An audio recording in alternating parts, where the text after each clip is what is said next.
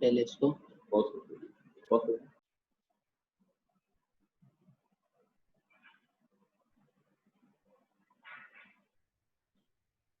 अच्छा बेटा, सबसे पहले इंग्लिश का जो सिलेबस है that we have many books, 3 books will be used in your syllabus. 3 किताबें आपके सिलेबस में शामिल हैं।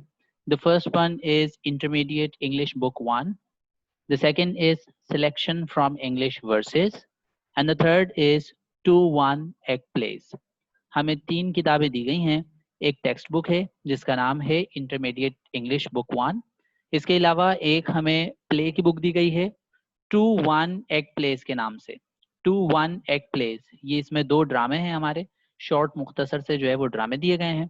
और एक हमारी सिलेक्शन फ्रॉम इंग्लिश वर्सेस, एक नज़म की किताब है जिसका नाम है सिलेक्शन फ्रॉम इंग्लिश वर्सेस। ये टोटल अगर हम इसको कलेक्ट करें तो इसमें 10 पोम्स हमें इस साल पढ़नी है। 10 नज़में जो है वो हम इस साल पढ़ेंगे। और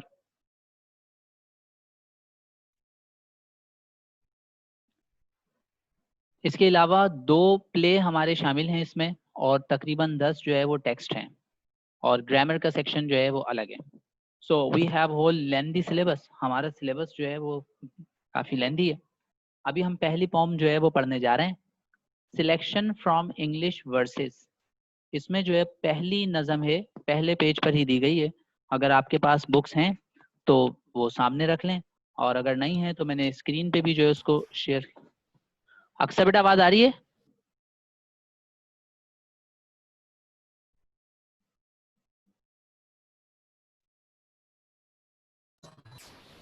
अक्सर आवाज़ आ रही है बेटा?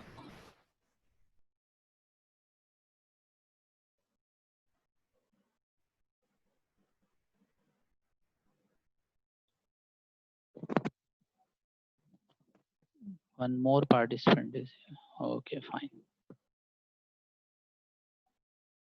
Well, sorry, I was just adding the participant. So हमारी जो नज़म है पहली, under the greenwood tree, that we are going to study today. हम एक नज़म पढ़ने जा रहे हैं जिसका नाम है under the greenwood tree, written by William Shakespeare, and it has been taken from As You Like It. As You Like It से ये नज़म ली गई है। विलियम शेक्सपियर इसके लिखने वाले हैं। सबसे पहले हम पोइट का थोड़ा सा जो है वो इंट्रोडक्शन पढ़ेंगे, शायर का जो है वो हम तारुफ पढ़ेंगे। अगर आप विलियम शेक्सपियर की बात करें, so that is, you can see picture of him on your screen. आपकी स्क्रीन पर विलियम शेक्सपियर की जो है वो तस्वीर नजर आ रही होगी। That is one of the greatest dramatist of the world. ये शख्स दुनिया के अजीम तरीन ड्रामा निगारों में शुमार किया जाता है। एक मिनट रुक जाए, आवाज जो है वो थोड़ी डिस्कनेक्ट।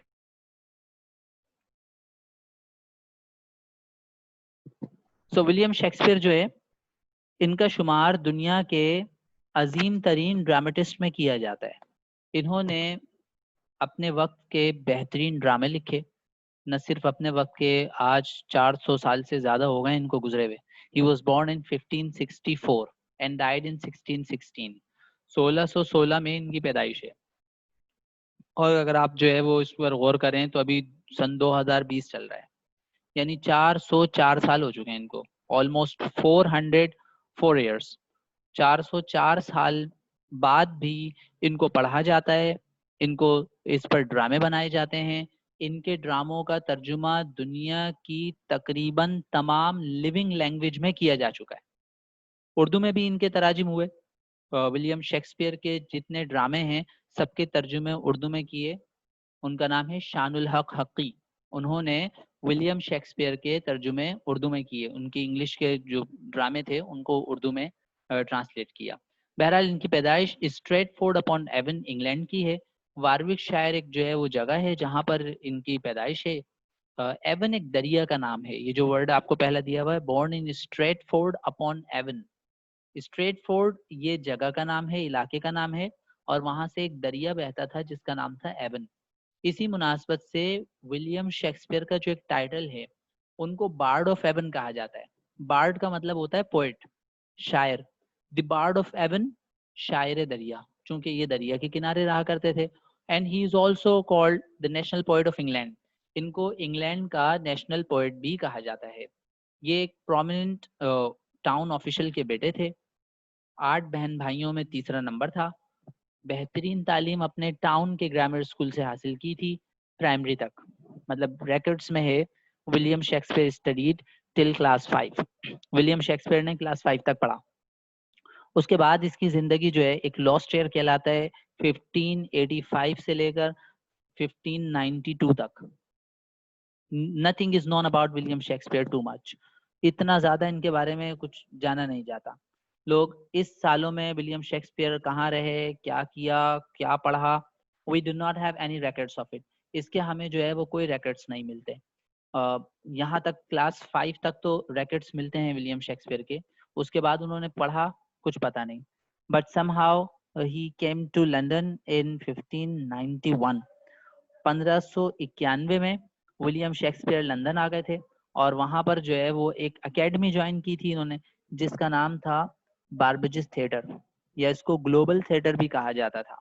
यहाँ पर विलियम शेक्सपियर जो थे वो हेल्पिंग करते थे, चेयर्स लगा देते थे, बैकड्रॉप बना देते थे और जो है वो साइड पे खड़े हो जाते थे। वहां पर उनको मौका मिला। He had the best of opportunity to meet best of the writers, directors of his time. वहां उन्हें मौका मिला कि वो अपने वक्त के बेहतरीन डायरेक्टर्स से, बेहतरीन एक्टर्स से गुफ्तगू कर सकें और जो है वो उनसे मुलाकात कर सकें। तो उन्होंने जब उनसे मुलाकात की तो विलियम शेक्सपियर का विजन इनहेंस होना शुरू हो गया। विलियम शेक्सपियर जो है ना वो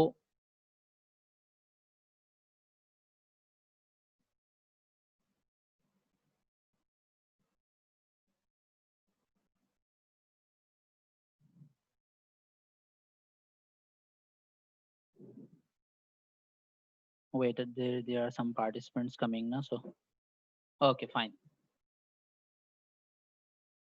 सो अब विलियम शेक्सपियर का विजन जो है वो इनहेंस हो गया और उन्होंने खुद लिखने की कोशिश की। ही started writing down poetry, 2 versus of Verona. इन्होंने शायरी लिखना शुरू की और शायरी का नाम था 2 वर्सेस ऑफ वेरोना।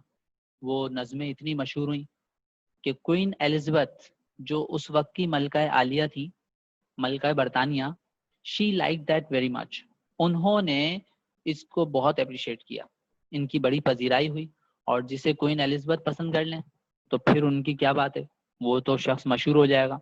तो विलियम शेक्सपियर जो है वो शोहरत हासिल करने लगे, कामयाबी की बुलंदियों पर जाने लगे। Then he started writing down plays. फिर विलियम शेक्सपियर ने ड्रामे लिखना शुरू कर दिए। एक ड्रामा, कई ड्रामे इन्होंने लिखे, तकरीबन 37 popular plays on his account. तकरीबन अगर आप इनके वर्क पर गौर करें, इनका जो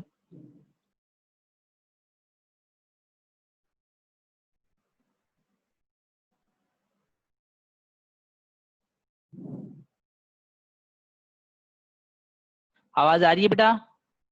अक्सा आवाज आ रही है?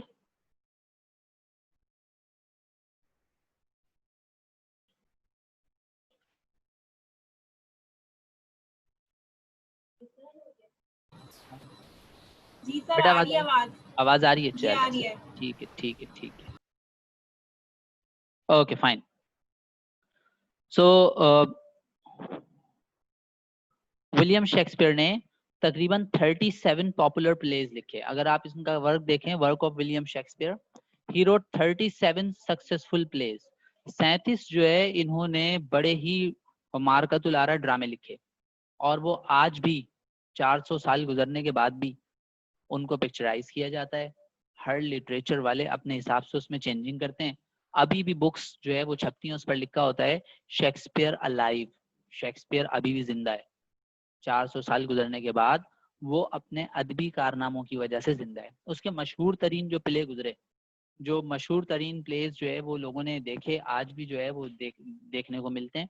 Julius Caesar, Macbeth, Othello, Romeo and Juliet, King Lear और एज यू लाइक इट, ये बड़े पॉपुलर प्लेस थे। एज यू लाइक इट से हमें जो है ना ये सॉन्ग दिया गया है, तो हम उसको डिटेल से पढ़ेंगे। बाकी का मैं थोड़ा थोड़ा जो है वो शॉर्ट इंट्रोडक्शन दे दूं किस किस्म के जो है वो प्ले लिखा करता था। जूलियस सीजर, इन्होंने एक हिस्टोरिकल स्टोरी लिखी है रोमन एम्पायर के जवाल की। रोम का एक बादशाह था जूलियस सीजर, जिसको अपने साथियों ने, इसके दोस्तों ने इसको कत्ल किया था, इसको मार दिया था। तो वो दौलत की हवस, कुर्सी का लालच, इसी में जो है उसको कत्ल कर दिया गया। मैकबेथ, ये भी कैरेक्टर का नाम है। मैकबेथ एक हीरो था, सोल्जर था, और जो है वो बहादुर जवान था, वॉरियर था। लेकिन जब इसको जो है वो कुछ एक वहम हुआ और जो है वो उसको प्रिडिक्शन की गई, पेशन गोइयां की गई इसके बारे में कि एक वक्त आएगा कि ये बादशाह बन जाएगा, तो बस बादशाह बनने की हवस इसके दिल में बैठ गई, और जो है दिन ब दिन ये बादशाह बनने की सोचता रहा, और उस सोच में इसने गलत काम करने शुरू कर दिए, यहाँ तक कि बादशाह का कत्ल भी कर दिया। तो कुर्सी की लालच, दौलत की हवस में इंसान किसी का कत्ल भी कर सकता है। ये 400 साल पहले विलियम शेक्सपियर ने ड्रामों के जरिए से हमें समझा दिया था। उथेलो भी एक कैरेक्टर का नाम है। रोमियो एंड जूलियट अपने वक्त की बेहतरीन जो है वो आप यूं कह लें क्रॉस स्टार स्टोरी है। क्रॉस स्टार स्टोरी उसको कहते हैं जिसमें हीरो हीरोइन जो है दे रिमेन अपार्ट, जो हमेशा जो है वो अलग ही रहते हैं। रोमियो एंड जूलियट जैसी स्टोरीज अभी भी बनाई जाती हैं उससे देखकर जो है, लेकिन जो रियल क्रॉस स्टार स्टोरी लिखी गई थी वो विलियम शेक्सपियर ने लिखी थी। ये दोनों मुख्तलिफ ट्राइब से ताल्लुक रखते थे, मुख्तलिफ कबीलों से ताल्लुक रखते थे, but they had fallen in love, और फिर उसके बाद they had to face the consequences. उसके बाद जो मसले मसाइल हुए उनके खानदानों में वो उन्होंने देखे। बहरहाल रोमियो एंड जूलियट अपने वक्त की बेहतरीन क्रॉस स्टार स्टोरी थी। इसके बाद एक और प्ले उनका किंग लेयर। किंग लेयर जो है एक बादशाह था, और वो बादशाह ने अपनी जायदाद अपनी बेटियों के नाम करने का सोचा कि मैं जो है ना वो जायदाद अपनी बेटियों के नाम कर देता हूँ, और उसने अपनी बेटियों से कहा जो मेरी जितनी ज्यादा तारीफ करेगी ना मैं उसको जायदाद उतनी ज्यादा दूंगा। उसकी 4 बेटियां थी, 3 ने बड़ी तारीफें की, और एक जो सबसे छोटी बेटी थी उसने तारीफ नहीं की, उसने सच बोला। तो बादशाह जो है वो तारीफों पर खुश हुआ, जिसने तारीफ की थी उसको ज्यादा जायदाद दी, और सबसे छोटी बेटी को उसने जायदाद में कोई हिस्सा नहीं दिया। और फिर उसके बाद जब जायदाद उसने अपनी बेटियों के नाम कर दी तो बेटियों ने वही किया जो आजकल के दौर में होता है। आजकल बेटे करते हैं, जायदाद उनके नाम हो जाए तो फिर कौन पूछता है, अब्बा को निकाल बाहर कर देते हैं। ऐसे ही किंग लेयर के साथ हुआ, इसकी बेटियों ने इसको भगा दिया, और जो सबसे छोटी बेटी थी उसने फिर भी पूरी कोशिश की कि बादशाह जो है वो सही रहे, लेकिन उसका दिमागी तवाजुन खराब हो गया था, और फिर जो है वो इसी हालत में मर गया था। बहरहाल तो वो ये सारे ड्रामे थे अपने वक्त के, जो मैंने नट शेल में एक बिल्कुल जो है वो समराइज करके बता दिया। इसके बाद जो है वो एक ड्रामा लिखा शेक्सपियर ने जिसका नाम था एज यू लाइक इट। इस ड्रामे से आपको ये नज़म दी गई है, अंडर द ग्रीनवुड ट्री। अब ये एज यू लाइक इट क्यों लिखा उसने? अगर आप पहले ड्रामों पर गौर करें, जैसे ड्रामे हैं जूलियस सीजर, मैकबेथ, ओथेलो, ये सारे कैरेक्टर के नाम हैं। अगर आप इन पर गौर करें तो आपको पता चलेगा कि ये सारे के सारे जो है ना वो कैरेक्टर हैं।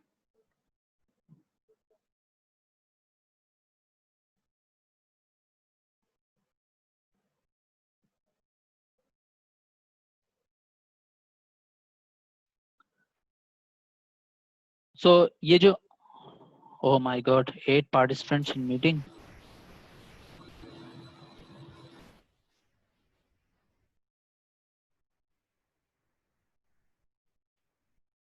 One is waiting room. Wait a minute, but I'm just explaining all, but I have to check all these. Okay. So I was telling you कि ये जो इन्होंने प्लेज लिखे, अगर आप इन पर गौर करें तो सारे कैरेक्टर्स के नाम है। जूलियस सीजर एक बादशाह था, मैकबेथ एक हीरो था जो आखिर में आके जीरो हो गया, ओथेलो भी जो है एक कैरेक्टर का नाम है, रोमियो एंड जूलियट ये दोनों जो है वो अपने अपने कबीलों के हीरो हीरोइन थे, ये भी कैरेक्टर है। किंग लेयर ये भी कैरेक्टर है। अब जब इतने सारे नाम कैरेक्टर्स पर आ गए तो क्रिटिक्स जो थे, जो तनकीद करने वाले थे, उन्होंने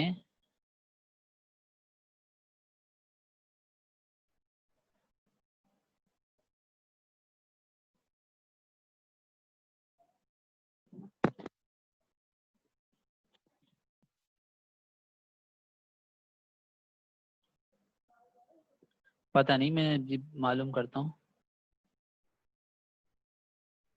दुआ अली बेटा आवाज आ रही है? दुआ बेटा आपको आवाज आ रही है? हाँ, थोड़ी ब्लर आ रही है आपकी आवाज। ब्लड आ रही है? यस, रुक रही है आपकी आवाज। अच्छा अच्छा, आवाज नहीं आ रही सही। ईशा बेटा आपको आवाज आ रही है?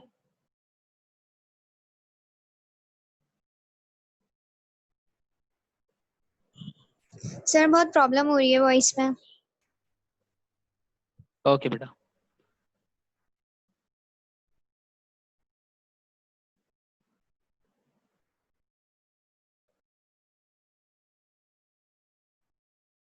मिस नेटवर्क का प्रॉब्लम।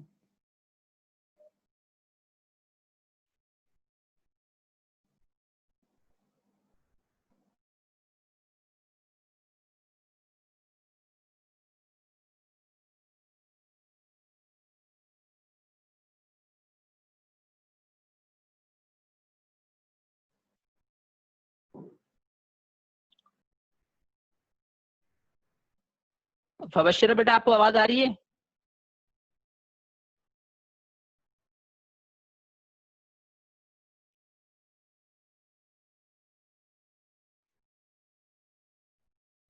बेटा आवाज आ रही है आपको फबश्शिरा?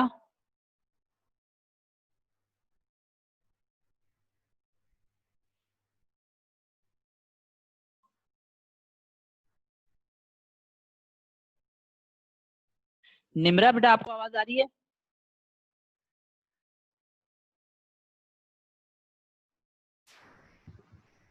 सर आपकी आवाज बहुत अटक रही है।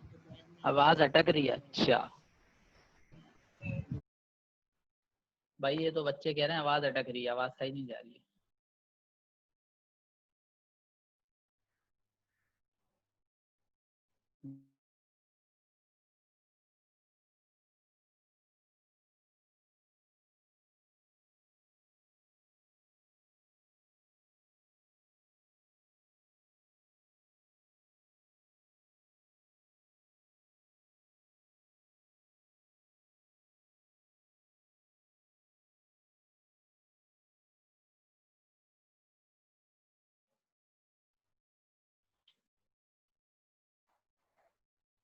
मनाहिल बेटा आपको आ रही है आवाज?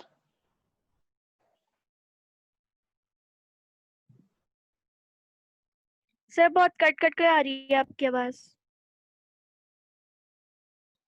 मेरे से आवाज नहीं जा रही स्टूडेंट्स को।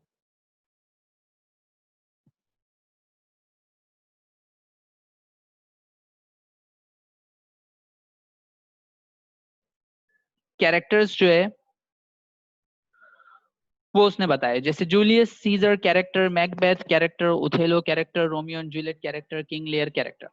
इसके बाद क्रिटिक्स ने इस बात को क्रिटिसाइज किया, तनकीद की कि विलियम शेक्सपियर जो है he writes very good plays, William Shakespeare ड्रामे बहुत अच्छे लिखता है, but he doesn't know how to title them. लेकिन विलियम शेक्सपियर को ये नहीं आता कि ड्रामों का टाइटल कैसे दिया जाए, ये कैरेक्टर के नाम पे रख देता है। जैसे Macbeth, King Lear, king Henry भी एक प्ले था इसका, जूलियस सीजर, रोमियो जूलियट, ये सारे के सारे नाम हैं। तो विलियम शेक्सपियर नाम उठा के वो ड्रामे का नाम कर देता है, किसी भी कैरेक्टर को ड्रामे का नाम बना देता है। Then William Shakespeare wrote another play. उसके बाद विलियम शेक्सपियर ने एक और प्ले लिखा, that was as you like it. उसका title as you like it रखा। ये वो प्ले था जिसमें विलियम शेक्सपियर ने सारे इंग्रेडिएंट्स जो एक प्ले में होते हैं सारे इंक्लूड कर दिए थे। इस प्ले में ट्रेजेडी भी थी, इस प्ले में रोमांस भी था, इस प्ले में कॉमेडी भी थी, इस प्ले में सस्पेंस भी था, इस प्ले में सॉन्ग्स भी थे, और इस प्ले में स्पीच भी थी। सारी चीजें उसने एक ड्रामे में शामिल कर दी और फिर उसका टाइटल रखा एज यू लाइक इट। अब आप जो चाहें टाइटल रख लें। एज यू लाइक इट पहले ड्रामा देखें, अगर आप समझते हैं कॉमेडी है तो कोई कॉमेडी से टाइटल रख लें।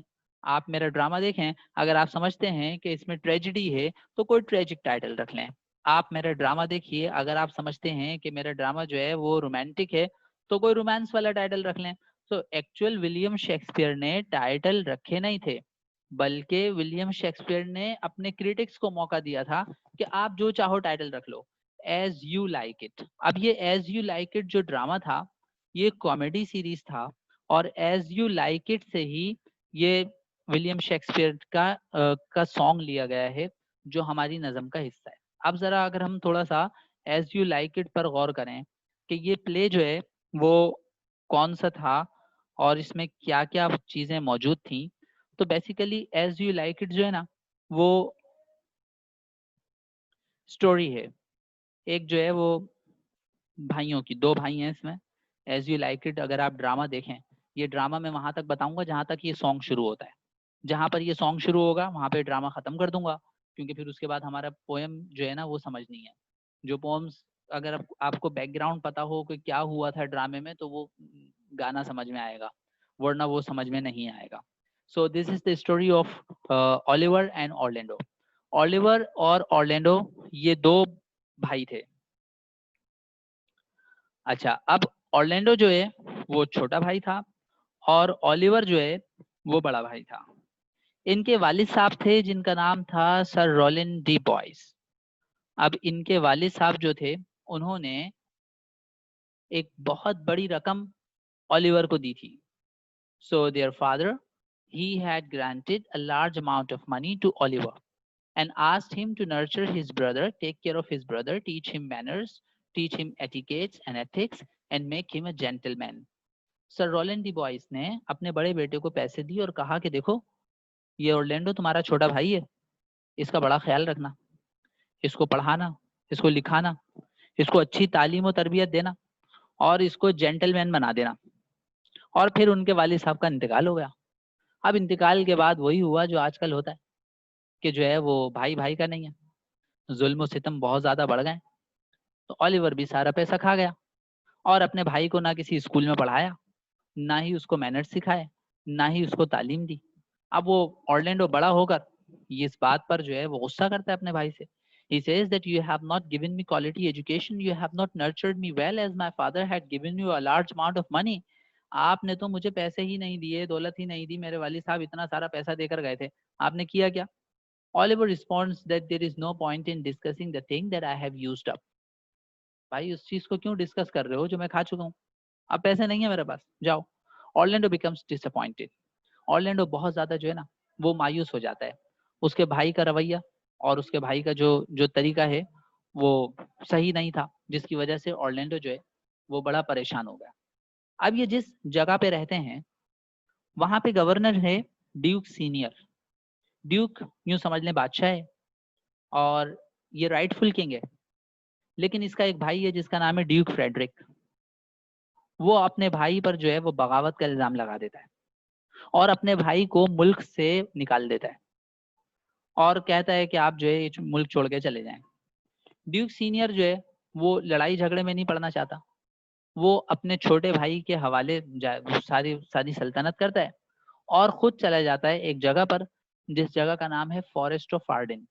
फॉरेस्ट ऑफ आर्डिन में ड्यूक सीनियर ही नहीं जाता, उसके साथ उसके फॉलोअर्स जो है वो जो उसके साथी हैं, जो उसके वजीर हैं, वो भी कहते हैं कि जाहिर है जब हमारा बादशाह जो है वहां जा रहा है तो हम भी जो है वो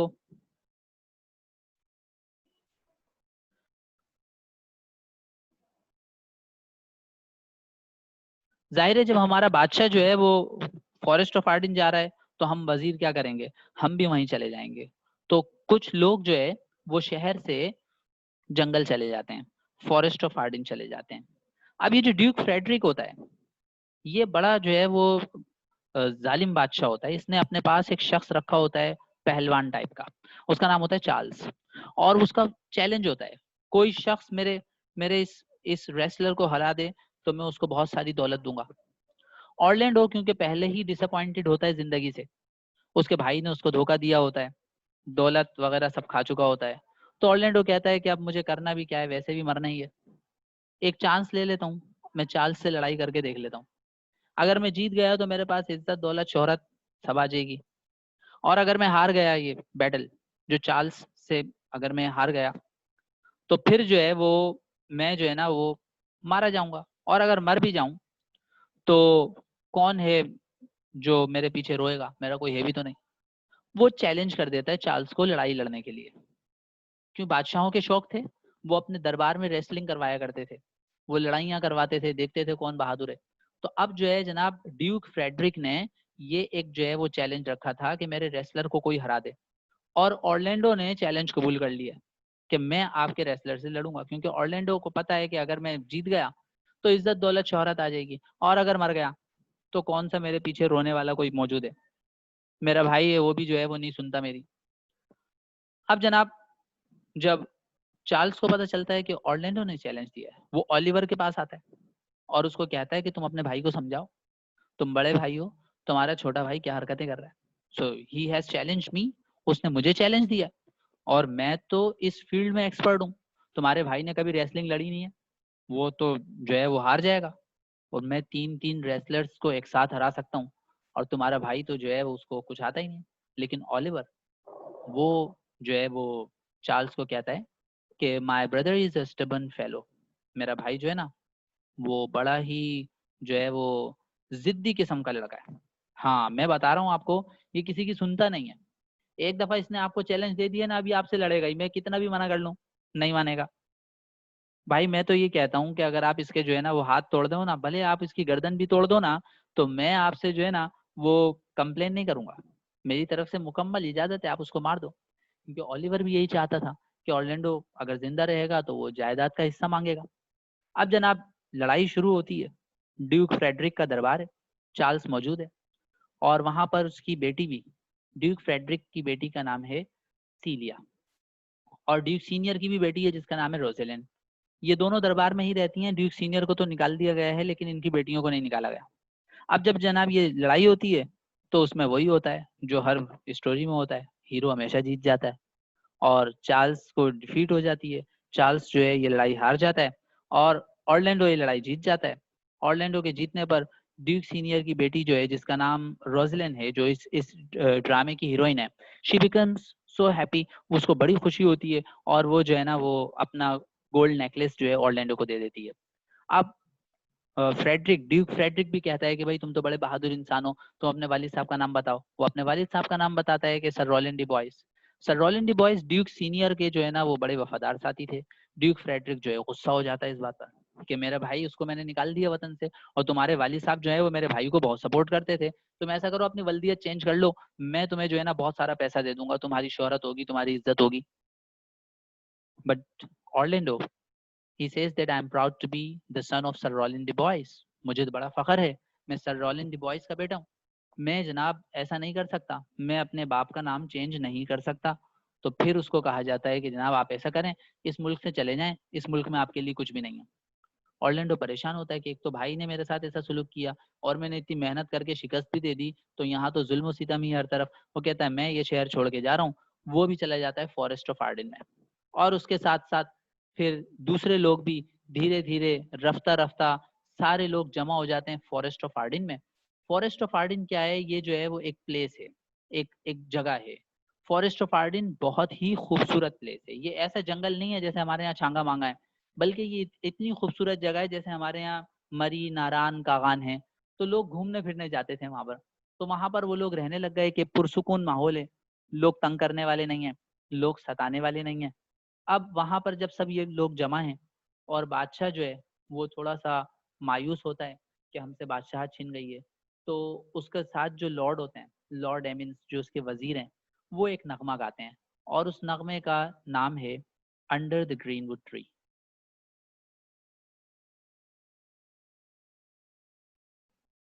अंडर द ग्रीनवुड ट्री। अब ये जो हमारा नगमा है ना, अभी तक तो मैंने आपको जो है विलियम शेक्सपियर के बारे में बताया और उसके प्लेस के बारे में बताया और एज यू लाइक इट का शॉर्ट इंट्रोडक्शन एक छोटी सी स्टोरी में बताया कि भाई सिचुएशन क्या है, लोग जो है वो किस तरह जुल्म सितम से परेशान होकर फॉरेस्ट ऑफ आर्डन की तरफ जा रहे हैं। और फॉरेस्ट ऑफ आर्डन में जब वो आ गए हैं तो एक वजीर हैं जो कंपैरिजन कर रहे हैं सिटी लाइफ का फॉरेस्ट लाइफ से, एक शहर की जिंदगी का जंगल की जिंदगी से वो कंपैरिजन कर रहे हैं और उस पर ये नगमा लिखा गया है अंडर द ग्रीनवुड ट्री। अभी हम जो है इस क्लास को यहीं तक रखेंगे क्योंकि टाइम जो है वो आउट हो रहा है, क्योंकि अगर मैं थोड़ी सी शुरू कर दी तो ये पूरी एक्सप्लेन हो नहीं पाएगी 5 मिनट में। तो अब जब नेक्स्ट क्लास होगी तो इंशाल्लाह उसमें ये पोम जो है वो कंप्लीट हो जाएगी और आप लोग जो है वो टेक्स्ट बुक भी अपने पास रखिएगा, इंटरमीडिएट इंग्लिश बुक 1, हम उसमें से एक टेक्स्ट भी पढ़ेंगे और ये पोम जो है वो कंप्लीट कर लेंगे।